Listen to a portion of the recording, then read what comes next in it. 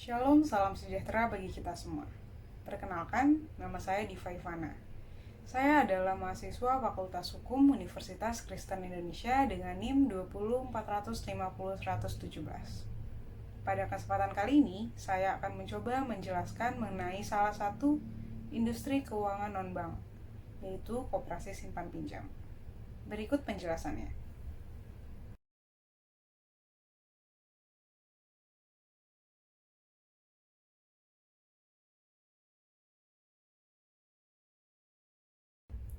Sebelum masuk kepada koperasi simpan pinjam, saya akan menjelaskan terlebih dahulu mengenai industri keuangan non-bank.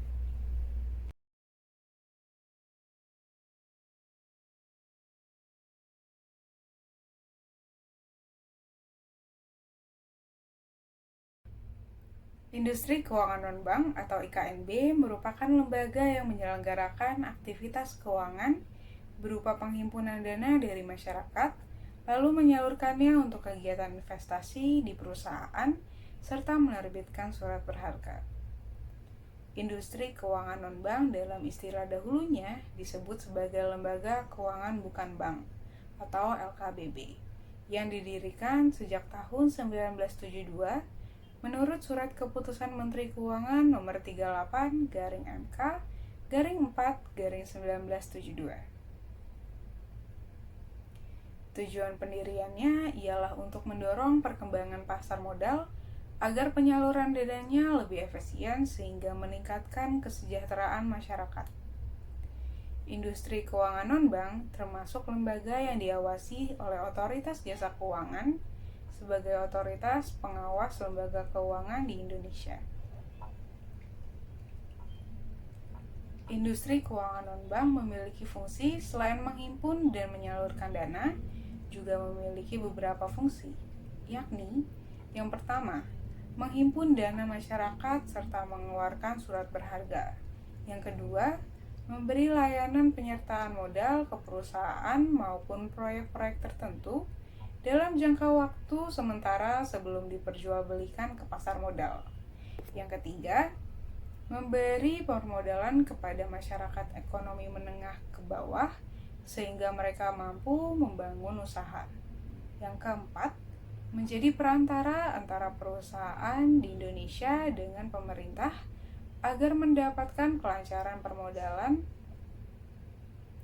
Yang kelima, sebagai perantara mencari tenaga ahli dan nasihat profesional. Dan yang keenam, memperluas sumber pendanaan di sektor swasta. Industri keuangan non-bank dalam menjalankan usahanya mengedepankan dua prinsip utama, yakni yang pertama, melaporkan tiap transaksi mencurigakan. Misalnya, transaksi dalam jumlah tidak wajar di luar kebiasaan nasabah, sehingga dicurigai sebagai tindakan pencucian uang atau pendanaan untuk terorisme. Yang kedua, harus mengenal latar belakang nasabah, identitas, saldo dalam rekening, hingga kebiasaan transaksi. Sama seperti lembaga keuangan pada umumnya, IKNB memiliki beberapa kelebihan dan kekurangan. Kelebihan IKNB tersebut ialah yang pertama, syarat-syarat untuk memperoleh pinjaman yang lebih ringan. Yang kedua, proses pencairan dana lebih cepat dan mudah. Yang ketiga, pengajuannya dapat dilakukan secara online melalui aplikasi dan website. Yang keempat, kredit yang diberikan biasanya tanpa agunan. Yang kelima, sebagai besar KNB tidak memeriksa terlebih dahulu riwayat pinjaman nasabahnya. Selain kelebihan yang dimilikinya, IKNB juga memiliki beberapa kekurangan, yakni yang pertama, rendahnya deposito dan tanpa adanya agunan membuat suku bunga cukup tinggi. Yang kedua, tenornya terbilang singkat. Yang ketiga, terdapat biaya tambahan. Yang keempat, keamanannya tidak sekuat bank. Dan yang kelima, platform pinjaman biasanya lebih kecil dari bank. Salah satu jenis industri keuangan non-bank yang akan saya bahas pada kesempatan kali ini adalah koperasi simpan pinjam atau biasanya dikenal dengan KSP.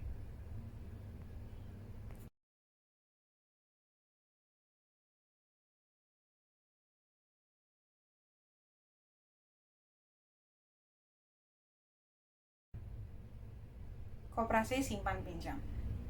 Landasan hukum dari usaha koperasi simpan pinjam ini ialah dalam Undang-Undang Nomor 17 Tahun 2012 tentang perkoperasian, di mana undang-undang ini mencabut undang-undang terdahulunya, yakni Undang-Undang Nomor 25 Tahun 1992. Dalam pasal 1 angka 15 Undang-Undang Perkoperasian dijelaskan bahwa koperasi simpan pinjam adalah koperasi yang menjalankan usaha simpan pinjam sebagai satu-satunya usaha. Koperasi merupakan badan hukum yang didirikan oleh orang perseorangan atau badan hukum koperasi dengan pemisahan kekayaan para anggotanya sebagai modal untuk menjalankan usaha yang memenuhi aspirasi dan kebutuhan bersama di bidang ekonomi, sosial, dan budaya sesuai dengan nilai dan prinsip koperasi. Koperasi simpan pinjam merupakan satu dari 4 jenis koperasi di Indonesia. Pendirian koperasi simpan pinjam harus melalui menteri. Koperasi simpan pinjam melakukan kegiatan yang pertama, menghimpun dana dari anggota. Yang kedua, memberikan pinjaman kepada anggota, dan yang ketiga, menempatkan dana pada koperasi simpan pinjam. Koperasi simpan pinjam wajib menerapkan prinsip kehati-hatian, wajib menyediakan informasi mengenai kemungkinan timbulnya resiko kerugian terhadap penyimpanan, dan dilarang melakukan investasi pada usaha sektor real. Koperasi simpan pinjam menghimpun dana dari para anggotanya yang kemudian menyalurkan kembali dana tersebut kepada para anggotanya. Menurut Widianti dan Sunindya, koperasi simpan pinjam memiliki tujuan untuk mendidik anggotanya hidup berhemat dan juga menambah pengetahuan anggotanya terhadap perkoperasian. Untuk tujuan tersebut, koperasi simpan pinjam harus menyelenggarakan aturan terkait peran pengurus, pengawas, manajer, serta rapat anggota. Pengurus berfungsi sebagai pusat pengambil keputusan tinggi, pemberi nasihat dan penjaga berkesinambungannya organisasi, dan sebagai orang yang dapat dipercaya. Menurut Undang-Undang Perkoperasian, pengawas bertugas melakukan pengawasan terhadap pelaksanaan kebijaksanaan dan pengelolaan koperasi dan menulis laporan koperasi, dan berwenang meneliti catatan yang ada pada koperasi, mendapatkan segala keterangan yang diperlukan, dan seterusnya. Selanjutnya ialah manajer koperasi simpan pinjam. Seperti manajer di organisasi apapun, harus terampil dan eksekutif. Kepemimpinan, jangkauan pandangan jauh ke depan, dan menemukan kompromi dan pandangan berbeda. Akan tetapi, untuk mencapai tujuan, rapat anggota harus mempunyai kekuasaan tertinggi dalam koperasi. Hal ini ditetapkan dalam pasal 22 sampai pasal 27 Undang-Undang Perkoperasian. Pengaturan terhadap koperasi simpan pinjam juga diatur dalam Peraturan Pemerintah Nomor 9 Tahun 1995 tentang pelaksanaan kegiatan usaha simpan pinjam koperasi. Usaha simpan pinjam merupakan kegiatan yang dilakukan untuk menghimpun dana dan menyalurkannya melalui kegiatan usaha simpan pinjam dari dan untuk anggota koperasi yang bersangkutan, calon anggota koperasi yang bersangkutan, koperasi lain, dan atau anggotanya.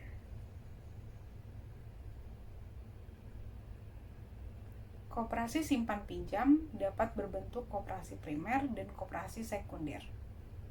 Koperasi simpan pinjam pun didirikan sesuai dengan peraturan perundang-undangan tentang persyaratan dan tata cara pengesahan akta pendirian dan perubahan anggaran dasar koperasi yang nantinya pengesahan tersebut berlaku sebagai izin usaha.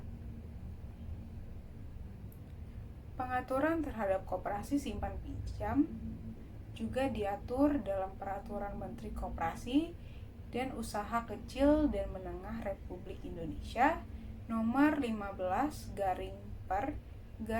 MKUKM 9 2015 tentang usaha simpan pinjam oleh koperasi.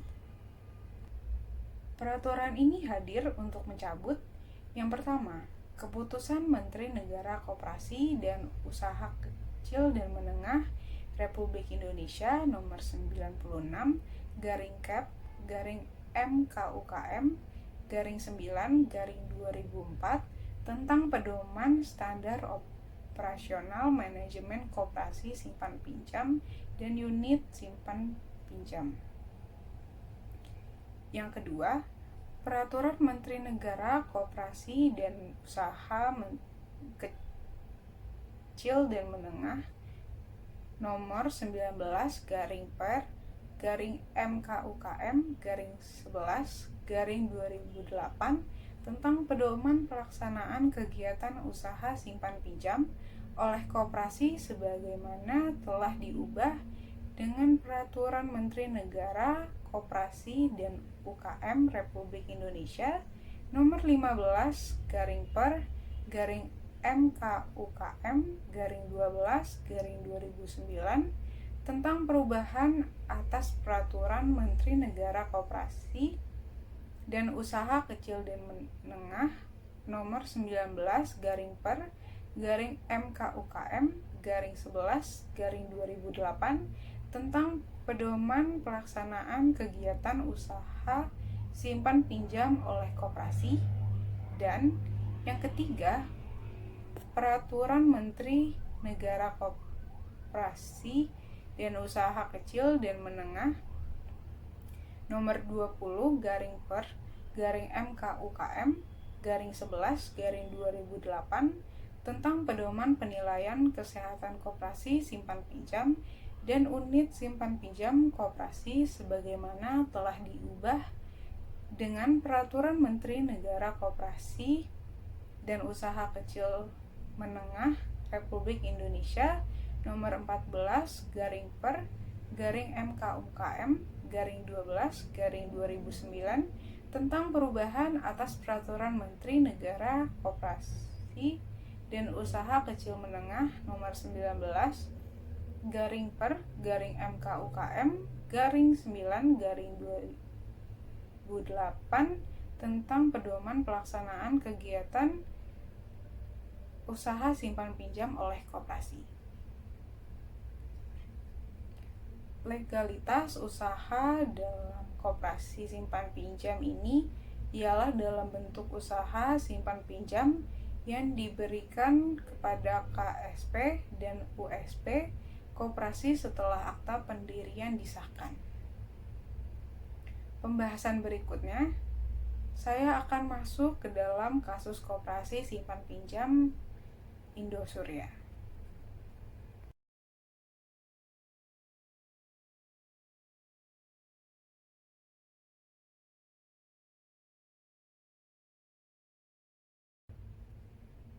Pembahasan kasus koperasi simpan pinjam Indosurya. Koperasi simpan pinjam Indosurya sendiri tengah disorot oleh berbagai pihak. Lantaran koperasi tersebut mengalami gagal bayar hingga mencapai 14,6 triliun. Kejanggalan muncul ketika penghimpun dana masyarakat pihaknya menjanjikan imbalan hasil investasi 9-12%, tergantung nominal uang yang akan diinvestasikan. Imbal hasil tersebut terpaut jauh dari bunga deposito bank konvensional yang berkisar 5-7%. Terlebih, secara etika, sebuah lembaga keuangan tidak boleh menjanjikan imbal hasil dengan nominal tertentu kepada nasabahnya. Kasus Indosuria terkuak pada tanggal 24 Februari 2020 ketika pihak Indosuria mendeklarasikan sebuah surat yang berisi Indosuria gagal membayarkan dana bersama dengan bunganya pada nasabah yang sudah jatuh tempo.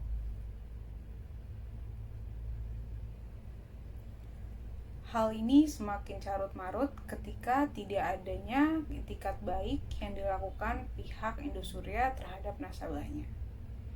Berdasarkan surat yang diberikan untuk nasabah pada tanggal 18 Maret tahun 2020 yang isinya bahwa Koperasi Simpan Pinjam Indosuria tidak mampu membayar hutang. Hal ini membuat nasib para nasabah koperasi dan investor tidak pasti serta membuat keracuhan di dalamnya. Nasabah kemudian menempuh berbagai upaya untuk memperjuangkan haknya. Pertama, melaporkan kasus tersebut kepada DPR. Dalam rapat dengar pendapat atau RDP Mei lalu diprediksikan bahwa Indosuria mengalami gagal bayar sebesar 10 triliun. DPR pun meminta Kementerian Koperasi dan UKM segera mengusut tuntas kasus gagal bayar Indosuria ini. Legislatif juga meminta pengawasan terhadap koperasi kembali diperkuat. Dengan kondisi nasabah Koperasi Simpan Pinjam Indosuria, sudah keharusan pemerintah untuk ikut andil mengambil tindakan guna menyelesaikan kasus tersebut. Dalam melakukan perlindungan konsumen di bidang keuangan sesuai dengan Undang-Undang Nomor 21 Tahun 2011 tentang Otoritas Jasa Keuangan ialah untuk melindungi konsumen dan masyarakat. Akan tetapi, di dalam menjalankan kewenangannya, Otoritas Jasa Keuangan sendiri dibatasi oleh undang-undang yang khusus dalam memberikan sanksi administratif terhadap suatu perusahaan yang melakukan pelanggaran di dalamnya. Dalam kasus ini, tanggung jawab Koperasi Simpan Pinjam Indosuria terhadap nasabahnya dengan cara mengajukan rencana perdamaian yang meliputi tawaran pembayaran seluruh atau sebagian utang kepada nasabah dengan prosedur sebagaimana diamankan oleh perundang-undangan. Perdamaian ini dilakukan guna menghindari kepailitan yang dialami Koperasi Simpan Pinjam Indosuria atau melakukan PKPU apabila nasabah membawa kasus tersebut sampai ke pengadilan.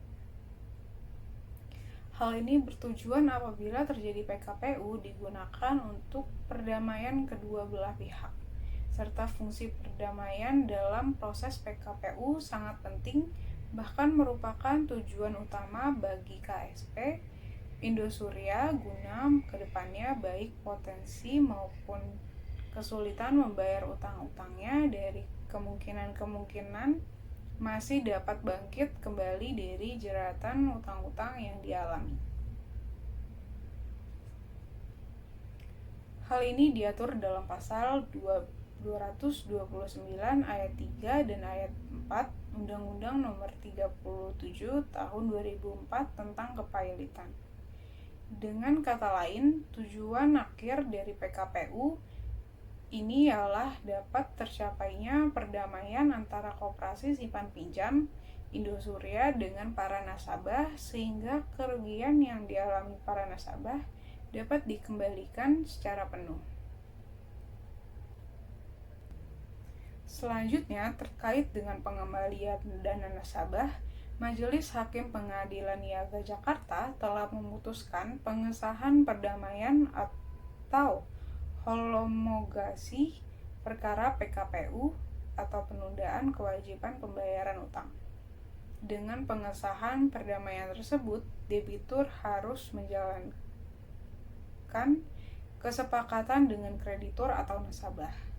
Dalam pencairan dana nasabah, pengurus KSP Indosuria menyebut akan mendekan tenor pengembalian dana dengan angsuran berdasarkan jumlah dana kelolaan atau aset under management. Dalam kasus ini, menurut pengamat koperasi Suroto, ada 2 pembelajaran penting bagi pemerintah, yaitu untuk menegakkan pengawasan dan penindakan bagi koperasi yang belum menjalankan prinsip-prinsip koperasi. Secara terpisah, pendapat lain disampaikan ekonom Universitas Gadjah Mada, Refrison Baswir. Dia menyebut pengawasan koperasi bisa dilakukan oleh berbagai pihak, seperti misalnya otoritas jasa keuangan bisa mengawasi lembaga keuangan mikro yang berbentuk koperasi dan lembaga penjamin simpanan untuk menjamin dana masyarakat. Selanjutnya, Deputi Bidang Pengawasan Kemenkop UKM Ahmad Zabadi sempat menyebut pihaknya akan memperketat pengawasan kepada KSP. Hal ini sebagai upaya mendorong pertumbuhan koperasi yang sehat. Baik, sekian yang dapat saya sampaikan mengenai koperasi simpan pinjam. Mohon maaf apabila ada penyampaian yang kurang tepat dan kurang berkenan. Atas perhatiannya saya ucapkan terima kasih.